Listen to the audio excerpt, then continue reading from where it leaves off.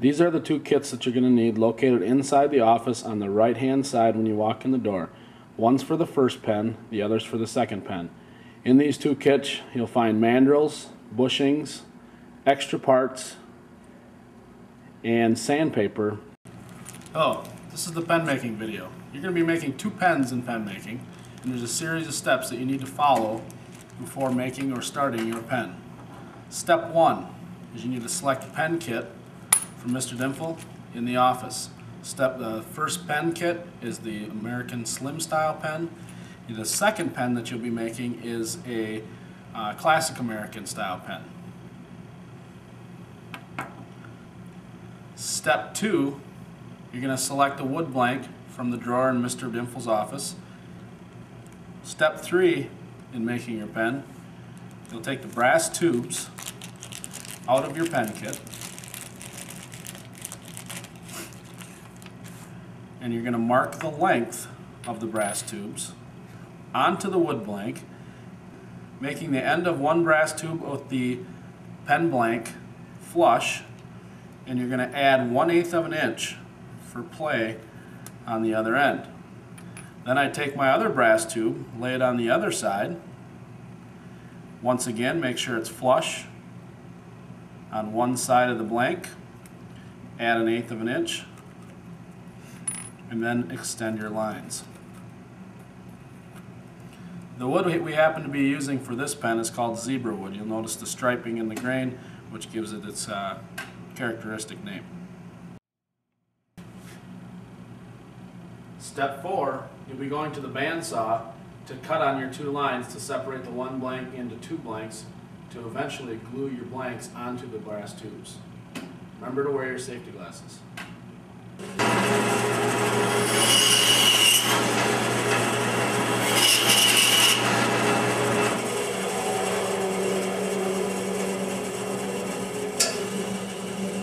You should now have two blanks. The scrap piece can be thrown away. Once I've cut my blank into two separate pieces, then what I need to do is take a straight edge, tri-square or ruler, and I want to mark X's on the end of my wood blank, just on one end, connecting the corners. This is where I'm going to drill my 7mm hole to eventually glue in my brass tubes.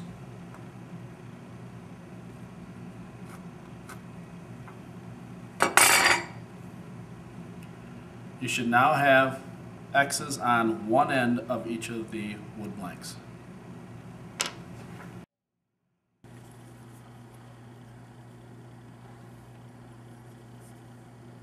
Next, I want to take the 7mm drill bit, which should be located in the clear plastic tube with the drill bits, and insert it into the drill press.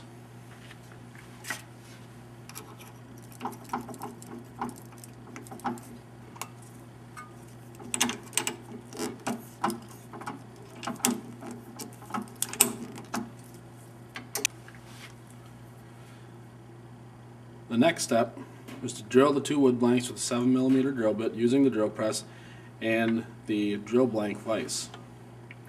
I want to take the blank, insert it so my corners are fastened into my two jaws, like so, clamping that nice and tight. Now I want to line up my drill bit with the X on my blank. And at this point, I want to clamp it down. I could use a C-clamp to do this. I'm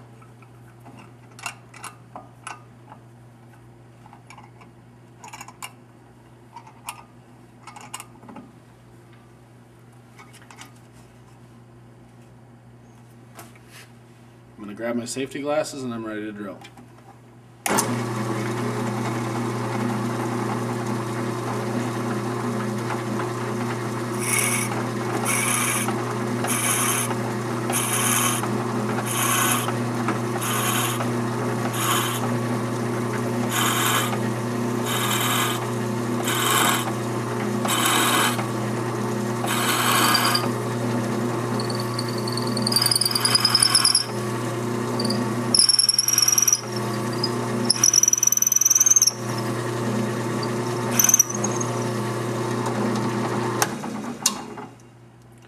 Notice as you're drilling, you want to make sure you go up, down, back down into the material again, then back up to clear the chips after you're drilling.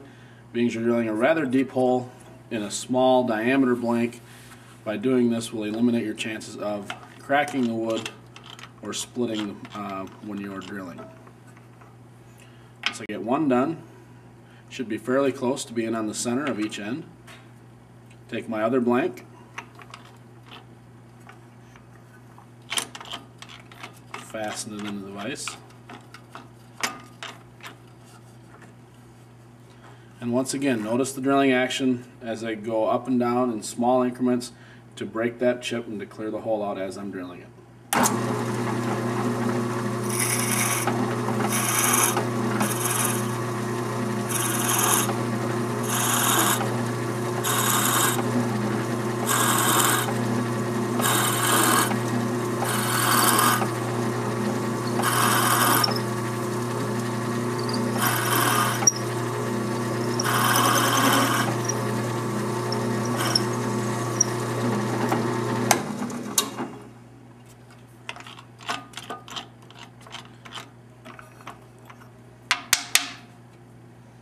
I now have both holes drilled.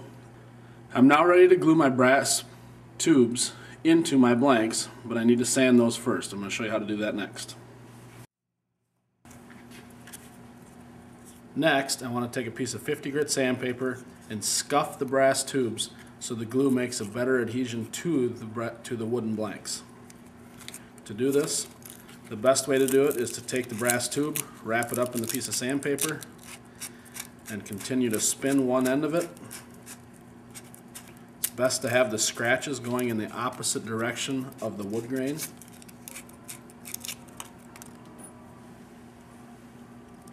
Brass tube should be really scratched up. Notice the difference in the two. Alright, that's going to help make it glue much better to the wood blank. Do both tubes.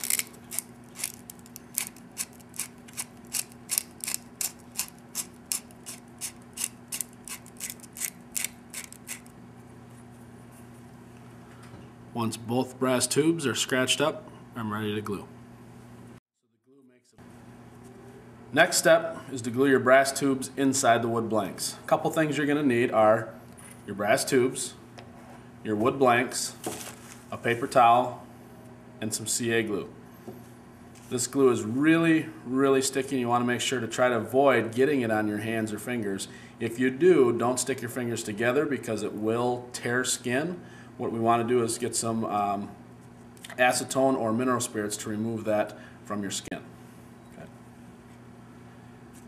It's a good idea to have Mr. D help the first time you go to glue your pen blanks. Basically what we're going to do is we're going to stick the brass tube in, making sure it fits, doing a dry fit on both tubes. Then we're going to stick the brass tube in about 3/8 of an inch. I'll take and smear glue on that brass tube. And one thing to remember, it sets up really quick, but as long as you keep it moving, you'll be fine. As soon as you stop moving is when that sets up.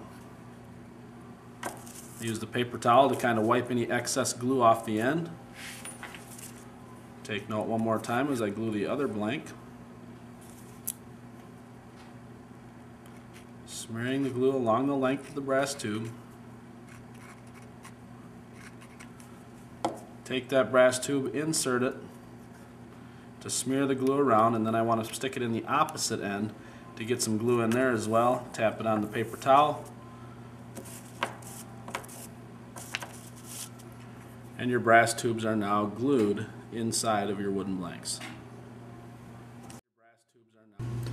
The next step is to square the ends of your wood blanks and sand down so you just barely touch the brass tubes. We're going to use the belt sander to do that, and we're going to use this miter gauge to help keep us square. Remember, you also need your safety glasses for this step. All I'll do is take the blank, put it against my miter gauge, and then I'll hold it up against the belt, moving it back and forth while the belt sander is moving. And I want to sand down until I just barely touch the brass tube. The brass tube should get really shiny when I do that. On one end I won't have to do much at all, on the other I'll have to go a little bit further.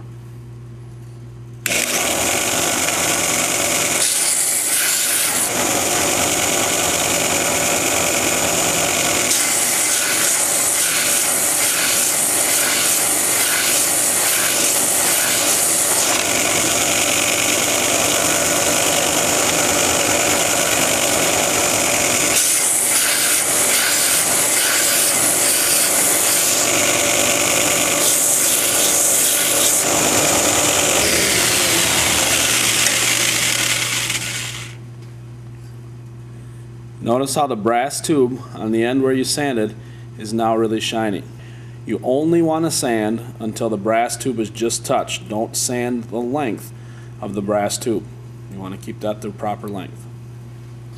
Both ends should now have the shiny brass tube showing on the end of the blank. I'm now ready to go in and assemble my blanks onto my mandrel. Now ready to assemble my wooden blanks onto my pen mandrel. This is what I'll be using to help turn my wood blanks down to take them from a square shape down to a round shape. A few things I need are my first pen kit that you found in the office, a pen mandrel, some bushings. Alright, the smallest bushings are the ones we're going to be using for the first pen kit, the classic American slim style, and you'll also find some larger bushings that are just going to be spacer bushings. To begin assembly, I undo the gold nut, I put one bushing on the mandrel, I then put one of my wood blanks. Sometimes they will slide on a little hard. What you may want to do is take a round file and clean out the brass tube before inserting it into or onto the mandrel. Then I'll be taking my next bushing, same size, installing it onto the mandrel, then take my second blank, put that on my mandrel, put my last bushing on, and then I want to just put a spacer bushing on so that my nut will tighten all the way down to squeeze those blanks together. Tighten down the nut, and you're ready to go to the lathe to start turning. The mandrels do not go in your locker. Alright? At the end of the period, when you're done working with your pen mandrel, you're going to put a piece of tape around the mandrel with your name on it and place it on Mr. D's desk. Once you got your blanks mounted on the mandrel, you're ready to go to the wood lathe and start turning your material. To insert the mandrel into the lathe, I'm going to slide it in like so. Then I want to reach around the back, bring my tailstock in so the point on the end of the dead stock goes into the mandrel on the end. Then I want to lock that down using the back lever. Then I want to tighten it by moving the tailstock in. This lever back here is going to tighten the tailstock. This wheel is going to move this shaft back and forth to push the mandrel into the headstock. Then I want to turn it on. And if this doesn't spin, I have problems. So now what I want to do is I want to tighten this down about 6 or 7 turns. Now if I put my finger on the tailstock, I shouldn't be able to stop it. Now I'm ready to adjust my tool rest. My tool rest, the top of it should be just below the center of the mandrel, and I should move it as close as I can by loosening this lever. Move it as close as I can without the blanks hitting the tool rest. Then I want to lock that down. Once I'm all set, ready to go, I'm ready to start turning. The tool that I want to use is kind of a C-shaped or a U-shaped tool. I want to put my finger on the tool rest, the tool on the tool rest with my thumb on top to reduce vibration, and I'm going to gently work that tool back and forth across my blanks, turning them down so they're round.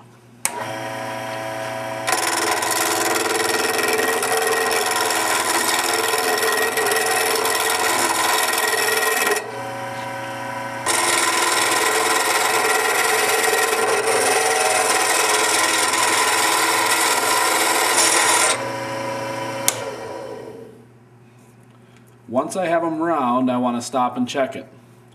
Now, as I'm turning these down, the wood blanks are getting thinner and thinner, so I want to reduce my pressure as I'm turning.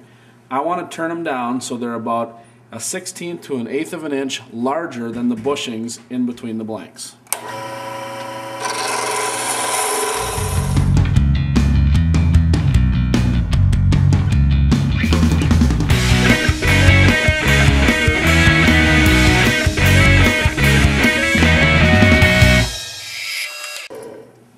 I'm now done with the turning tool. At this point, I want to start sanding with first 150, then 220, and then 400.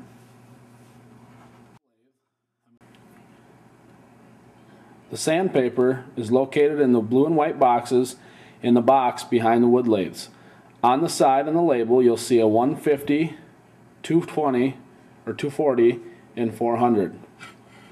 Those can be found on the sides of the labels.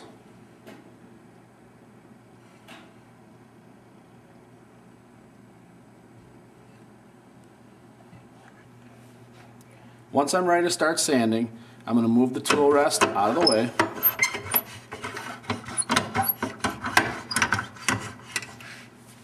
I'm going to take a piece of 150 grit sandpaper and I want to tear off about a 6-inch piece.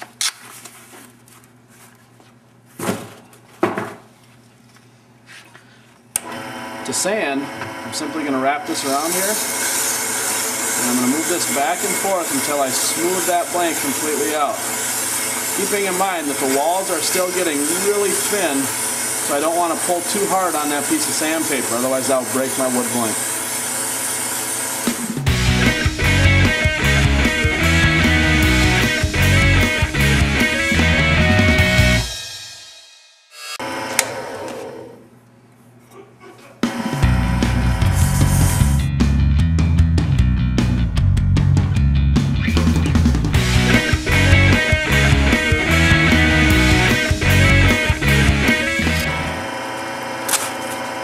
And now with 400. The 400 will be removing the 150 scratches as well as the 240 scratches.